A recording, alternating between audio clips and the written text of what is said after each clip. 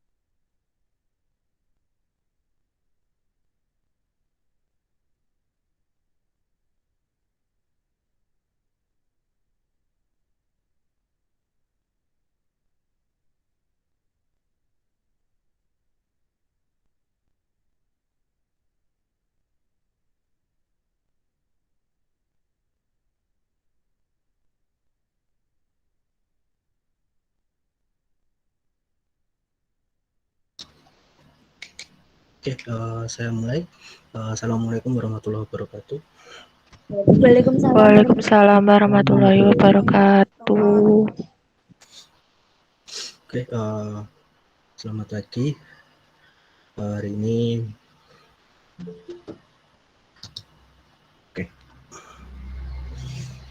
hari ini melanjutkan materi kemarin. Kemarin terakhir kita bahas tentang direct, indirect, passive voice. Saya jelaskan sebenarnya cuma ada di Elma, tapi sebelumnya saya mohon maaf dulu untuk video yang kemarin.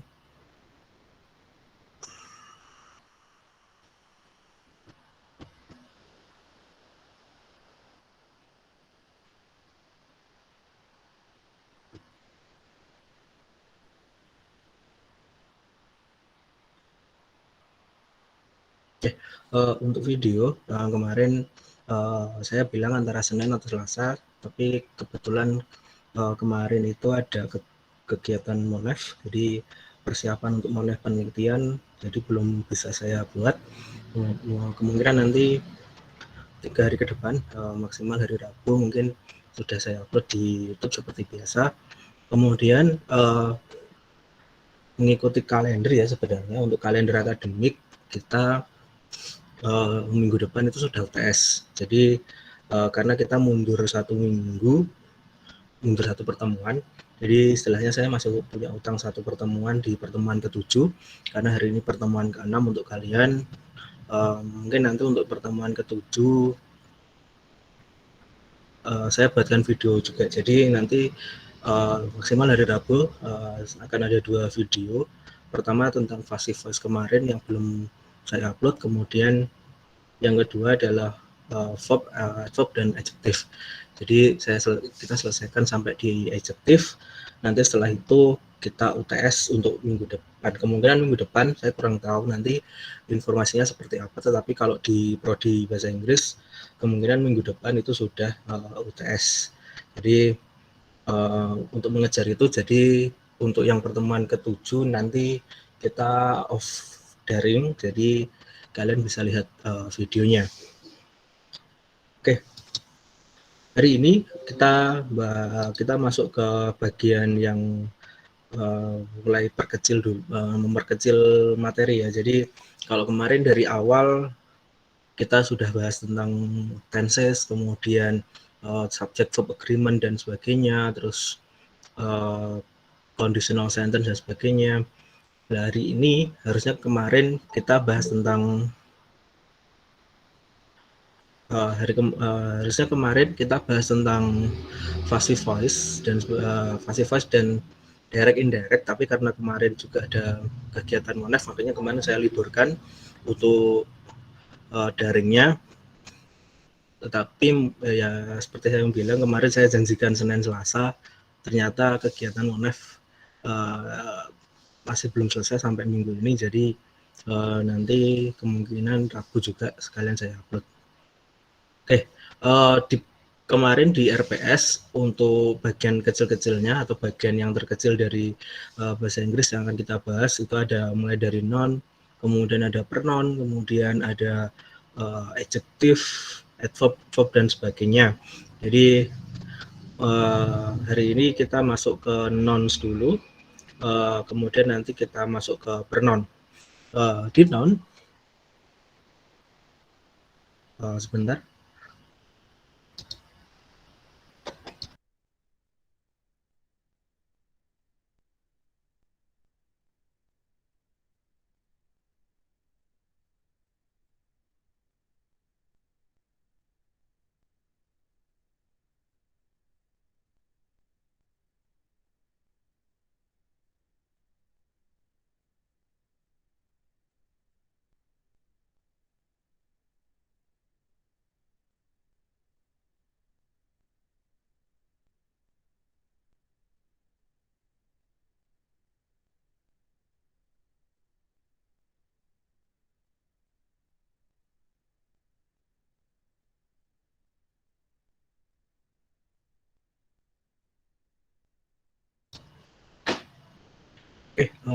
Saya lanjutkan. Hari ini kita masuk ke non. Nah, jadi nanti hari ini kita ada 2 materi. Pertama non, kemudian nanti kita bahas pronoun. Jadi mungkin untuk materi hari ini nggak akan banyak juga. Saya usahakan sampai jam 11 sudah selesai, jadi nggak terlalu lama. Pertama kita masuk ke noun. Jadi noun atau kata, kalau istilahnya kalau di bahasa Indonesia adalah kata benda. Jadi sama seperti kemarin di pembuatan tenses subject verb agreement, yang namanya subjek itu adalah noun atau kata benda. Nanti dibedakan juga, ada pronoun kemudian ada noun. Noun secara umum itu adalah kata benda yang kita gunakan untuk membentuk untuk merepresentasikan sesuatu. Nah, representasi dari sesuatu itu nanti ketika dimasukkan ke dalam kalimat itu bisa berbentuk subjek, bisa berbentuk objek, atau bisa berbentuk komplement atau pelengkap, tergantung tempatnya nanti di mana. Kenapa saya bahasnya noun dulu baru pronoun? Karena nanti karena sebenarnya pronoun itu bukan pronunciation ya. Jadi ada pronoun, ada pronunciation. Jadi kalau pronunciation itu how we speak in English. Tapi kalau pronoun ini lebih ke turunan dari noun sendiri. Kenapa saya katakan turunan dari noun? Karena kata benda atau noun itu nanti juga berkaitan dengan pronounnya, berkaitan dengan kata benda tunjuk, dalam artian kata ganti orang. Jadi pronoun itu nanti lebih ke kata ganti orangnya, tetapi di noun ini kita bicara secara umum dulu. Kemudian noun secara garis besar itu bisa bisa dijabarkan sebagai name of a person, kemudian place, animal, things, or idea. Jadi semua hal berkaitan dengan benda, entah itu nanti abstrak, entah itu nanti konkret, entah itu nanti countable, uncountable, dan sebagainya, itu adalah noun. Jadi apapun bentuknya, ketika itu menunjuk suatu hal, entah itu benda atau apapun, maka bisa dikatakan itu adalah noun-nya.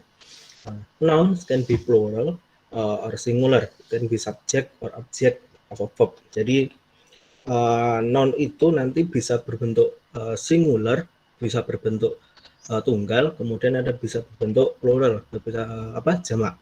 Jadi kalau tunggal rumusnya standar ya, kalau tunggal maka tidak ada tambahan s dan sebagainya. Tapi kalau bentuknya jamak atau plural nanti ada tambahan s-nya, itu pasti.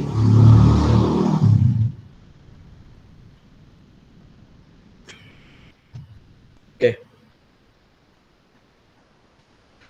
Di situ kalau dijelaskan, sometimes it's difficult to know if a word is a noun or another part of speech.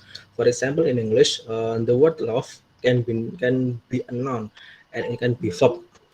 Jadi love, kata-kata love itu bisa berbentuk noun, juga bisa berbentuk verb. We need ini tadi ya love-nya. Kemudian we need to look at how the word is used in the sentence. Jadi kita harus melihat kata itu nanti digunakan di sentence itu seperti apa. Jadi ketika dia letaknya berkaitan dengan predikat, maka dia nanti jatuhnya sebagai verb. Tetapi kalau dia letaknya nanti sebagai subjek atau objek, maka dia diletakkan sebagai noun. Cara paling mudah untuk menentukan apakah itu noun atau bukan, itu biasanya ada artikelnya atau apa ya istilahnya, atau kata depannya. Kalau kalian pernah dengar kata kemudian di, an, dan sebagainya, itu artikel seperti itu sering untuk mendefinisikan sebuah noun. Jadi ketika ada kata-kata an, the, kemudian dan sebagainya, maka tidak mungkin itu nanti berubah menjadi verb itu pasti noun.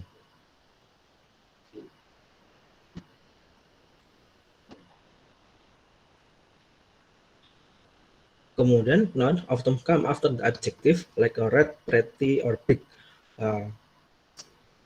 Jadi biasanya juga setelah kalau ada artikel, kemudian ada kata-kata adjektif, kata-kata sifat. Di situ contohnya ada red, kemudian pretty, ada big dan sebagainya, maka sudah pasti biasanya sebelumnya itu adalah noun. Jadi bisa konsepnya biasanya seperti itu, lebih enaknya. Kemudian noun are often used with a determiner like a this and those. Jadi kata tunjuk this and those itu determinernya itu bisa mengindikasikan kalau itu sebagai noun juga. Jadi sebenarnya enak sih mau menentukan itu noun atau bukan. Lihat aja apakah ada artikelnya an, the, kemudian apakah dia diletakkan setelah kata sifat seperti kata red, pretty, and big, kemudian apakah di depannya ada determiner this or those, maka setelah itu atau sebelum itu bisa dikatakan itu adalah noun. Jadi kuncinya cuma di situ. Oke, kemudian noun itu sebenarnya secara umum lebih enak dibagi menjadi 3. Kalau saya dulu membaginya menjadi 3. Pertama ada common, ada proper, kemudian ada countable, ada uncountable, kemudian ada abstrak, kemudian ada konkret. Nah, itu biasanya satu dengan yang lainnya itu saling berkaitan. Pertama kita mulai di common and proper. Jadi kalau kita ngomong common and proper, maka kita ngomong apa yang umum digunakan, kemudian apa yang lebih spesifik atau yang khusus untuk digunakan. Proper noun itu biasanya digunakan untuk menunjukkan sebuah nama, entah itu nama orang, entah itu nama tempat, entah itu nama nama kota, nama negara dan sebagainya. Maka biasanya kita menyebutnya sebagai proper noun. Jadi contohnya di situ kalau dia berkaitan dengan nama orang, contohnya adalah Julie, Mr. Johnson dan seterusnya. Kemudian kalau place ada Paris, kemudian ada Afrika, kemudian ada California. Kemudian kalau organisasi atau company itu ada Coca-Cola, Museum Modern Art, Oxford University dan seterusnya. Kemudian Work of Art ada The Mona Lisa, kemudian ada Statue of Liberty, kemudian ada the National Monument of Indonesia dan sebagainya. Jadi itu biasanya berkaitan kalau itu dispesifikan itu berbentuk proper noun. Nama-nama hari mulai dari Monday sampai Sunday, kemudian months from January to December, kemudian festival, kemudian apapun itu ketika itu sudah spesifik ke dalam sebuah penyebutan sebuah nama, maka bisa dikatakan itu adalah proper noun. Okay, in English, proper noun usually have a capital letters in the beginning of the word. Ini bukan hanya di bahasa Inggris saja ya, mungkin semuanya juga di bahasa Indonesia pun pasti juga seperti itu.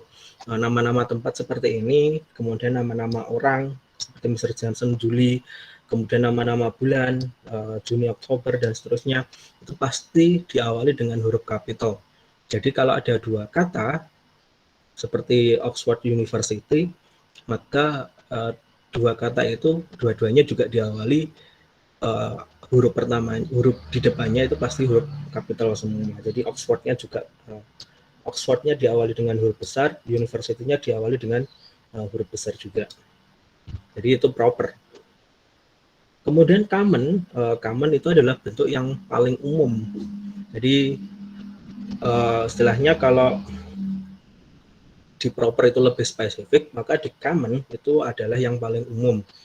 Jadi kalau kita cuma menyebut book, kemudian table, chair, atau paling umum lah, in this country itu adalah common-nya, common noun-nya. Tapi kalau kita sudah menyebut spesifik, this Harry Potter's book, buku Harry Potter ini, maka itu sudah masuk ke proper, sudah lebih spesifik. Tetapi kalau kita cuma menyebut this book atau this novel, maka itu masih common, itu masih umum sebutannya. Jadi ini yang pertama. Jadi ada common, ada proper. Oke, kemudian yang kedua, ini yang kemarin juga masuk di kuis ya, ada countable, ada uncountable. Jadi sama seperti di bahasa Indonesia juga, kata benda itu ada yang bisa dihitung, ada yang tidak bisa dihitung. Countable noun are things that we can be counted like table, apple, or boy. Jadi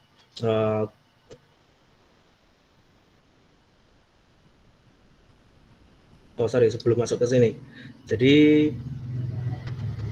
kalau saya scroll ke atas dulu, countable noun atau countable and uncountable noun itu adalah bagian dari common noun. Jadi sebenarnya ini adalah turunan dari common noun, cuma ada yang memisahkan, ada juga yang penyebutannya sendiri. Maksudnya gimana? Jadi karena dia bagian dari common noun, kadang ada yang menjadikan itu bagian dari common noun, kemudian dibuat dua, ada countable, ada uncountable. Tapi ada juga yang itu dipisahkan, meskipun itu bagian dari common noun, tetapi itu tipe sendiri dalam sebuah kata benda. Sama seperti tadi, ada countable, ada uncountable. Kalau countable itu ada kata benda yang bisa kita hitung. Bisa kita hitung itu artinya bisa kita rasakan, kita bisa melihatnya, kita tahu bentuknya, kita tahu ukurannya, seperti meja, table, book, kemudian chair, boy, people. Kalau people itu masih ambigu ya, ada yang menyebutnya itu ada countable, ada yang menyebutnya itu uncountable, tergantung konteksnya gimana. Jadi hal-hal itu bisa dikatakan sebagai kata benda yang bisa dihitung. Kemudian they usually change their form when we make a plural. They often add an s and then can be used with either a singular or plural verb. One book falls, two books fall. Jadi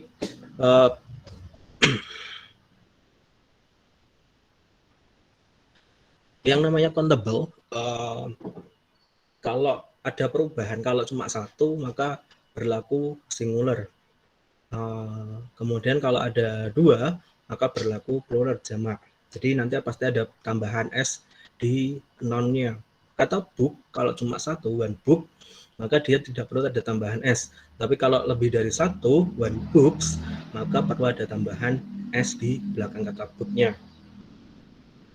Penggunaan singular and plural ini di noun nanti juga akan berpengaruh di penggunaan verb. Jadi verbnya itu nanti kebalikannya. Jadi kalau tadi di noun, kalau singular itu tanpa s, tapi kalau di verb karena dia mengikuti nounnya, kalau nounnya itu singular atau tunggal, maka verbnya itu harus ada tambahan s. Jadi sebenarnya konsepnya cuma dibalik. Jadi kalau nounnya tanpa s, berarti verbnya harus dengan s. Tetapi kalau kalau nounnya itu dengan s, ada tambahan s-nya, two books misalnya, maka di situ harus ada tambahan, di verbnya maka tidak perlu ada tambahan s-nya. Jadi konsepnya kalau kalian mau menghafalkan cuma seperti itu, tinggal dibolak-balik aja. Oke, itu yang countable. Kemudian ada yang uncountable. Uncountable tentu ini kebalikan dari countable. Kalau di countable kita ngomongnya kata benda itu bisa dihitung, maka di uncountable kata benda itu tidak terhitung, bukan tidak bisa dihitung ya, tapi tidak terhitung. Dia bisa sifatnya infinite, jadi tidak terbatas, unlimited. Jadi kalaupun kita hitung nanti, kita juga akan ribet juga ngitungnya gimana. Contohnya di situ ada kata love, kemudian ada rice, kemudian water. Jadi Love, kenapa masuk uncountable nanti saya jelaskan di bawah, itu ada penjelasannya. Rise, tadi di atas penjelasannya kalau kata benda itu, kalau kata benda itu bisa dilihat, bisa dipegang, bisa dirasakan, maka itu bisa dihitung. Yes, bisa dihitung. Tetapi siapa sih yang mau ngitung beras gitu loh? Logikanya seperti itu. Makanya rice, water itu tidak masuk ke dalam countable, karena secara general, secara umum dia masuknya ke uncountable karena dia sifatnya sifatnya unlimited. Kan kita tidak mungkin ngitung rice itu satu butir. Kita tidak mungkin ngitungnya water itu satu tetes, bahkan satu tetes itu pun masih dikatakan masih terlalu banyak. Tidak mungkin kita ngitungnya per partikelnya. Jadi kalau kita sudah ngomong rice kemudian ngomong water, kalau nanti kita ngomong sugar, ngomong coffee dan sebagainya, maka kita tidak kalau kita mau menghitungnya, menjadikan itu sebagai countable noun, jadi karena sifat dasarnya dia uncountable, tetapi kalau kalian mau mengubahnya menjadi countable, menjadi kata benda yang bisa dihitung, maka harus ada tambahannya. Contohnya a cup of coffee, kemudian a glass of water, atau enggak a spoon of rice dan sebagainya. Nah, jadi yang dihitung adalah 1 sendok berasnya, atau 1 gelas kopi, atau 1 gelas airnya, itu yang dihitung, bukan air yang ada di dalamnya, bukan beras yang ada di dalamnya yang dihitung. Tetapi kalau cuma ngomong rice, kemudian water, coffee, sugar, salt, and other, itu masih sifatnya uncountable.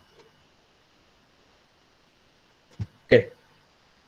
Jadi bukan tidak bisa dihitung, tapi can't easily be counted.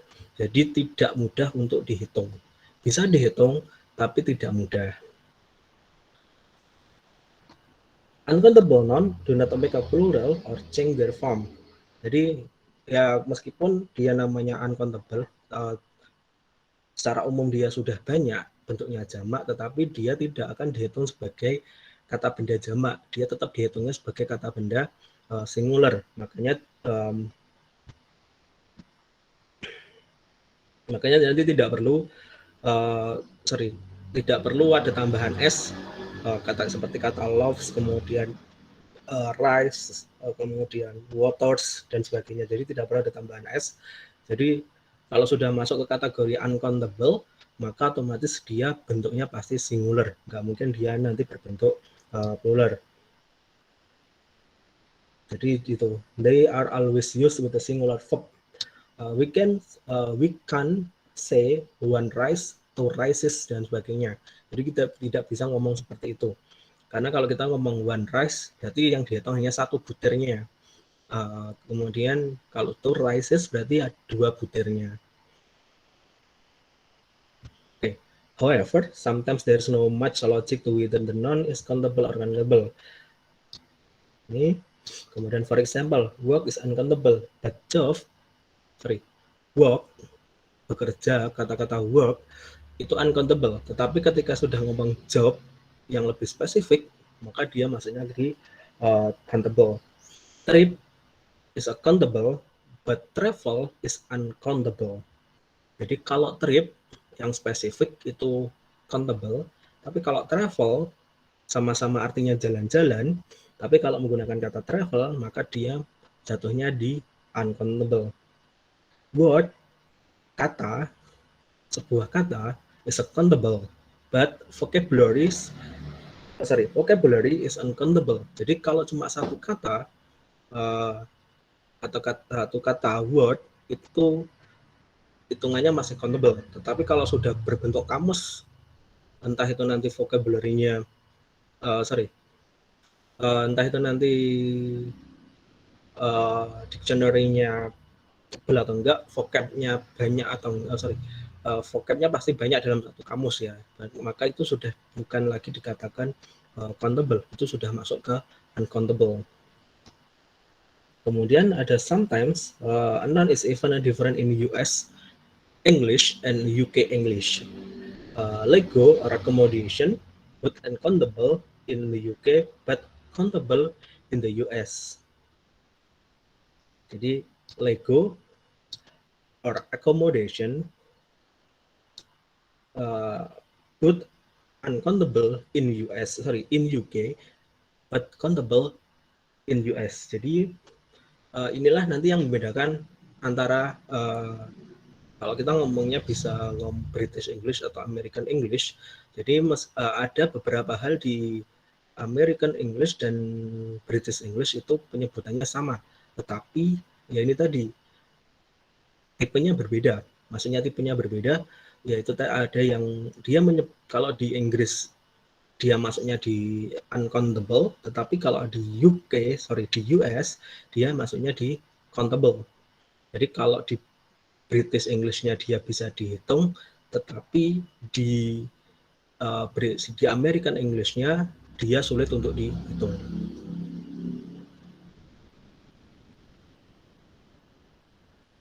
Oke, ini tipe ketiga. Jadi di sini sebenarnya nggak ada. Jadi tipe ketiga itu lebih ke formnya ya. Jadi bentuk kata bendanya itu seperti apa. Jadi ada abstract noun, kemudian ada concrete noun. Ini nanti yang akan menentukan apakah itu countable atau uncountable. Jadi kalau tadi sudah ngomong proper and common, maka turunannya dari common adalah countable dan uncountable. Nah, ini turunannya lagi, bukan turunannya. Bisa dikatakan prasyaratnya juga, apakah bisa dikatakan countable atau uncountable, maka kata benda itu harus bersifat abstrak atau konkret. Abstrak itu berarti bisa kita rasakan, tapi tidak bisa kita lihat. Kita raba, kita lihat itu tidak bisa kita tahu bentuknya seperti apa, tapi kita bisa merasakannya. Itu yang abstrak. Kalau yang konkret, maka bentuk bendanya itu real. Contoh, table, meja, book, kemudian car, dan semua benda yang bisa kita lihat ada bentuknya, maka itu nanti ada dua, bisa masuk countable, bisa masuk uncountable, tergantung nanti berhitungannya gimana. Kata benda yang abstrak, ya, yang tidak bisa kita lihat tapi kita bisa merasakan, contohnya tadi di atas ada kata love, kemudian like, kemudian happy, sad, cry, dan sebagainya, maka dia masuknya otomatis di uncountable, kata benda yang sulit untuk dihitung. Kenapa? Ya kita tidak mungkin menghitung happiness, kita tidak mungkin menghitung sadness, dan sebagainya. Oke, di situ ada contohnya, ada kata-kata yang masuk ke dalam kategori uncountable, pertama abstract noun, love, happiness, peace, demokrasi, dan sebagainya. Kemudian subjects from school or university. Jadi maths, kemudian friends, kemudian history, dan sebagainya. Itu kalau sudah masuk ke subject from school or university, maka dia masuknya di uncountable.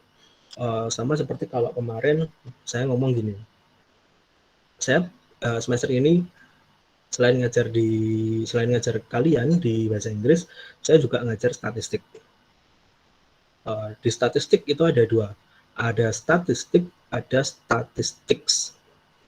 Jadi kalau statistik itu adalah caranya bagaimana kita menghitung data, bagaimana kita menganalisis data. Tetapi kalau di statistics yang ada S-nya, itu ada ilmu yang mempelajari bagaimana kita menganalisis, mengolah, kemudian menampilkan sebuah data. Bedanya apa? Yang satu nggak pakai S, yang satu pakai S. Yang satu statistik, yang satu statistics. Nah, yang statistics inilah yang dimaksud dengan subject from school atau subject from university.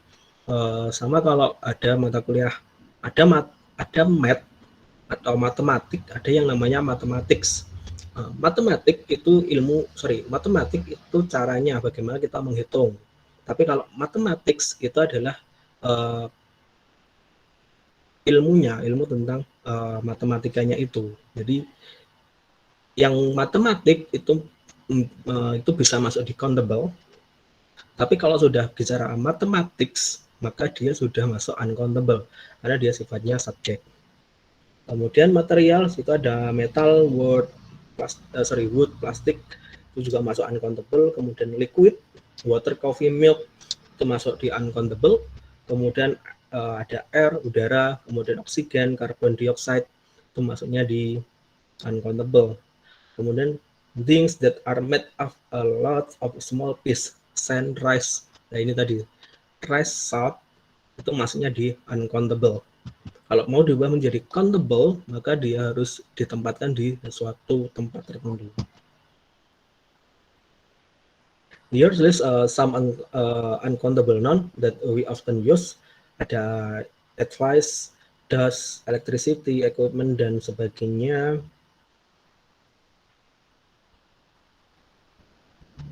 Oke, word ini penjelasan tadi. Words can be both countable and uncountable. Jadi kata ini itu bisa terletak di countable, bisa terletak di uncountable. Dia masuk di uncountable ketika kita cuma ngomong coffee is my favorite drink. Tetapi ketika kita mengubahnya menjadi countable, maka kita ada tambahannya. Could you buy 2 coffees atau teas atau 2 cups of coffee atau 2 cups of coffee atau 2 cups of tea dan seterusnya.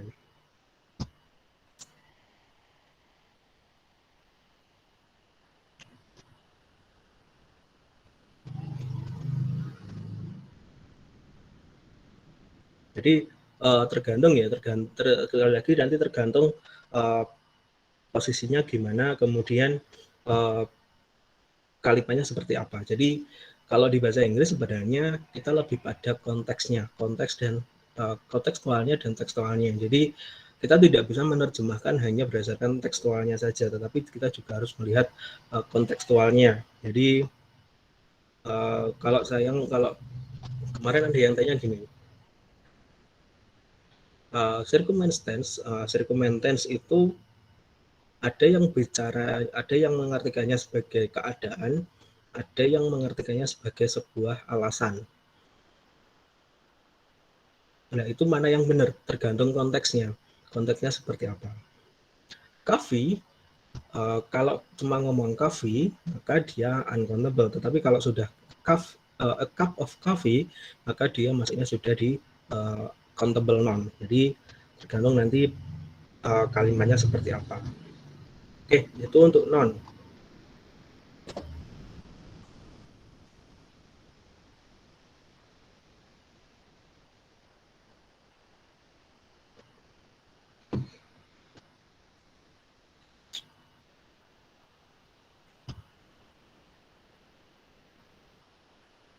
Oke, untuk yang bawah-bawah itu bisa kalian baca sendiri di modulnya. Sebelum saya masuk ke pronoun, ada yang ingin ditanyakan nggak?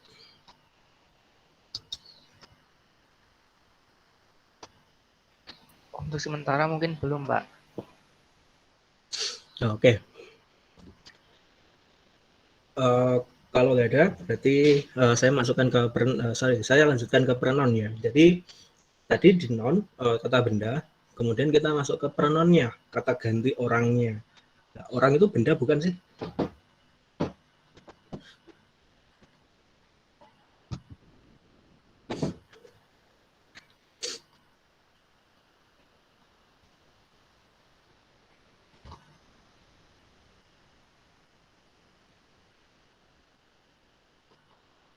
Oke.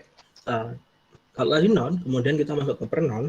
Pronoun is a word that refers to or takes the place of a noun. The noun being referred to is a call antecedents.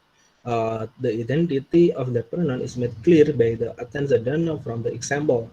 The boy said that he was tired. Oke, di situ penjelasannya the pronoun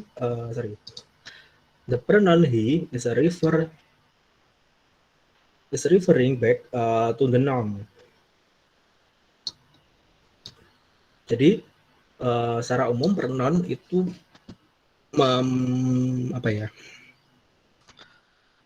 Kalau di situ word that refers to or takes the place of noun. Jadi intinya menggantikan kata benda. Tetapi itu lebih tepatnya kalau kita ngomong, kalau kita sudah menunjuk ke orang atau individu, maka kita pakainya pronoun. Tetapi kalau masih secara umum, kita bisa pakai noun aja. Jadi kalau pronoun berarti lebih spesifik aja ya, lebih spesifik ke individu atau personal atau orang. Jadi di situ contohnya the boy said that he was tired. Jadi he itu referring to the boy-nya. Di pronoun ada banyak hal yang bisa kalian pelajari. Ada personal, ada posesif, ada refleksif, ada intensif, kemudian demonstratif, integratif, relatif, indefinite, dan reciprocal. Jadi ada banyak hal. Tapi yang perlu kalian hafal itu biasanya cuma personal, posesif, reflektif.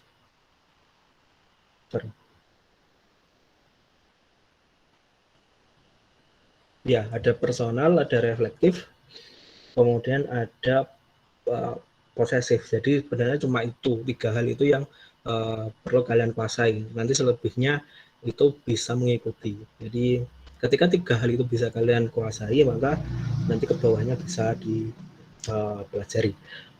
Di situ ada pertama adalah personal. Personal pronoun that refer to a specific person or thing in the sentence that can be divided into 2 groups, nominative and objective. Jadi personal pronoun itu refer ke specific person atau benda, specific person atau benda dalam sebuah kalimat dan bisa dibagi nanti menjadi 2 grup, nominatif atau objektif, sebagai subjek atau sebagai objek. Penggunaan personal pronoun di sebagai objek maupun sebagai subjek dan sebagai objek itu berbeda. Nominative personal pronoun can act as a subject of a sentence. Jadi dia kalau namanya nominatif personal pronoun, maka dia letaknya nanti pasti di depan sebagai subjek. Personal pronounnya apa saja, pasti kalian sudah tahu.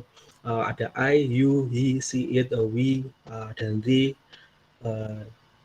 Itu yang sering digunakan. Di situ contohnya ada I went to the store after work. Jadi I di sini dia sebagai nominatifnya, dia sebagai subjeknya. Ya, kemudian ada objektif personal pronoun.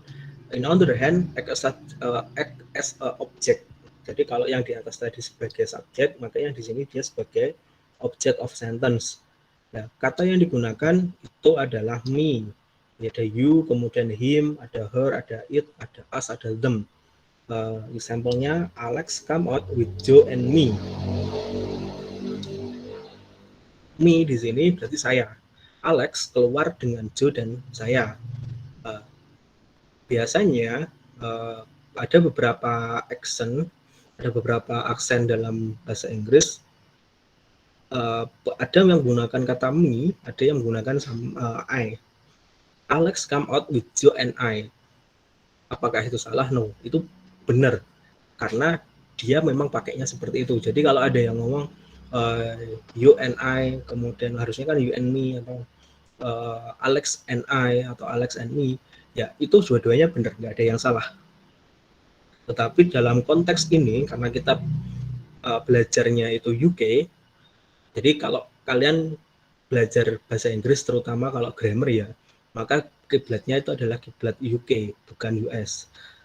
Kalau US itu lebih ke informal English, tapi kalau di UK itu lebih ke formal English. Jadi di US itu tidak ada tes TOEFL, tapi di UK itu pasti mengisyaratkan tes TOEFL. Karena mereka memang bahasa Inggris mereka itu konservatif, tradisional. Jadi like book banget. Jadi seperti apa yang ada di buku. Itu yang mereka yang mereka sukai gitu loh.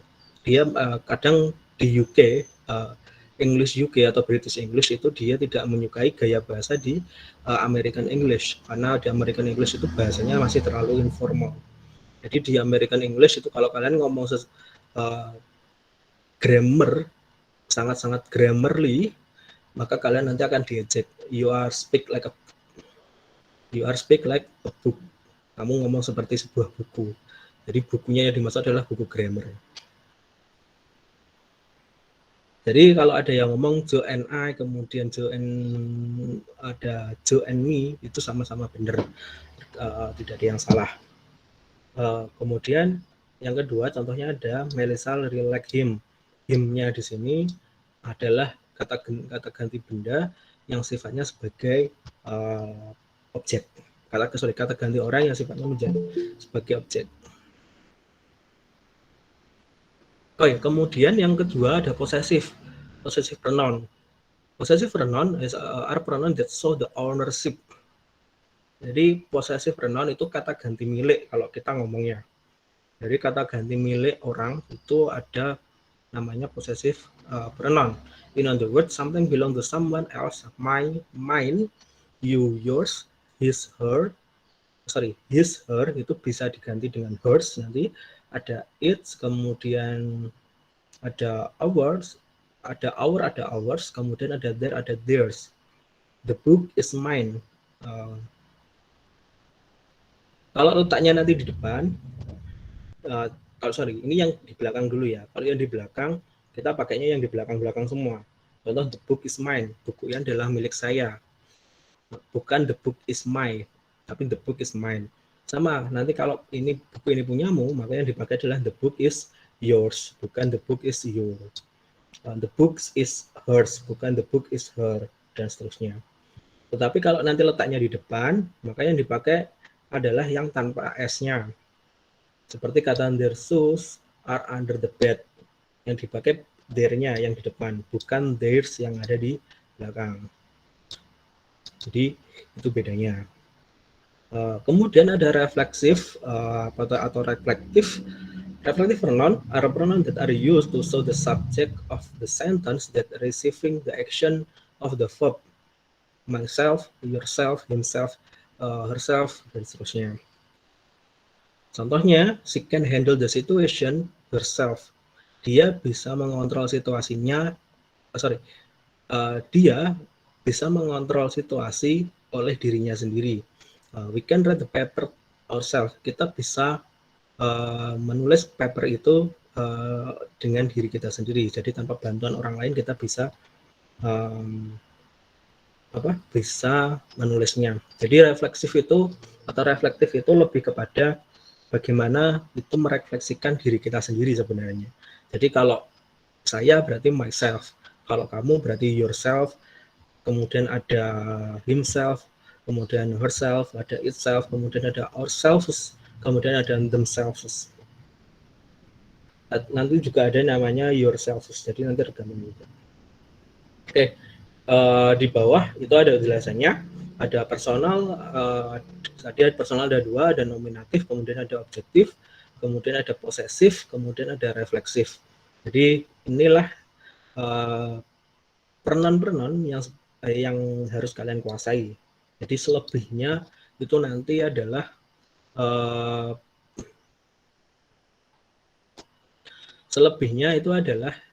yang bisa istilahnya tinggal kalian mengembangkan aja. Jadi ketika kalian sudah menguasai ini yang ada di kotak ini, ada 4 ini, maka sisanya adalah tinggal tinggal memodifikasi aja. Oke. Nanti sisanya yang relatif, integratif, dan seterusnya nanti saya jelaskan di video saya di verb, di adverb, dan adjektif. Mungkin nanti saya ada tambahan di situ. Kemudian saya juga masih ada hutang ke kalian dengan passive voice dan direct indirect. Mungkin itu dulu untuk materi hari ini. Nggak lama ya, kita selesai jam 11. Sebelum saya tutup, ada yang ditanyakan nggak?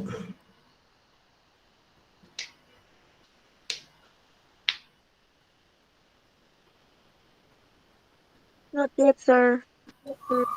Belum ada, Pak. Oke, kalau nggak ada, itu ya. Jadi materinya hari ini non bernon. Hari Selasa kalau nggak hari Rabu nanti saya upload 2 video, yang passive voice dan verb. Sekaligus nanti yang verb itu adalah pertemuan terakhir. Jadi pertemuan terakhir kita sebelum UTS itu minggu depan kemungkinan sudah UTS. Jadi nanti minggu depan kita off meet dulu, nanti kalian kerjakan UTS. Jadi ini saya mengikuti jadwal kalender aja daripada nanti mundur ada masalah, kecuali nanti ada pemberitahuan dari prodi kalau ada penjadwalan ulang untuk UTS, tapi kemungkinan tidak ada. Jadi minggu depan sudah UTS. Jadi dipersiapkan aja. Nanti materinya dari awal sampai akhir. Jadi mulai dari tenses kemarin sampai terakhir di verb. Nanti kalau ada pertanyaan apapun bisa kalian tanyakan di WA atau enggak kalian tanyakan di kolom komen di YouTube. Nanti sepatnya kalau longgar saya jawab. Oke, untuk penjelasan hari ini seperti biasa ini saya rekam juga. Nanti sekalian saya upload juga di hari Rabu. Silahkan dilihat kalau ada yang ketinggalan.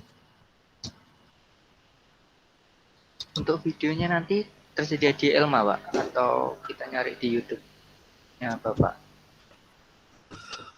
Videonya saya upload di YouTube ya. Jadi link YouTube-nya sudah ada di Elma kan, yang di atas.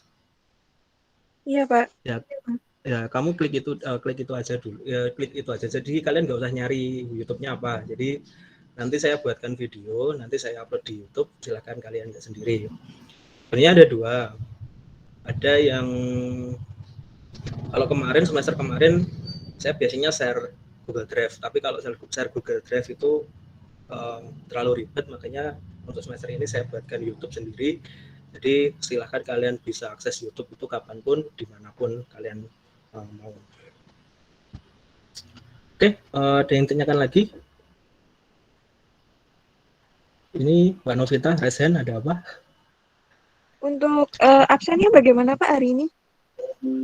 Oke, absen. Sebentar ya, saya kirim di komen di sini aja ya. Oke, siap Pak. Terima kasih.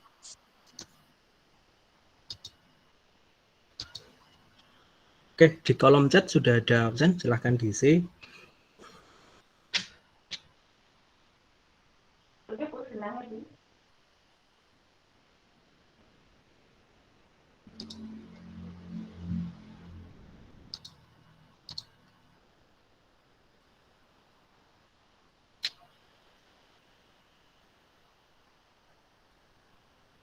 Oke, masih ada yang tanyakan nggak?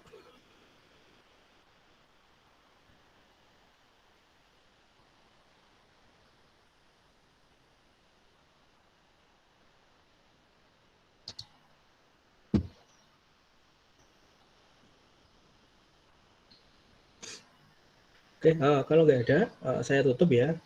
Untuk presensi ada di kolom chat.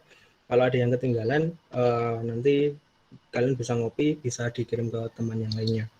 Oke, mungkin itu dulu untuk pertemuan hari ini. Saya tutup. Kurang lebihnya mohon maaf. Selamat siang, selamat istirahat. Assalamualaikum warahmatullahi wabarakatuh. Waalaikumsalam warahmatullahi wabarakatuh. Ayo, sama-sama.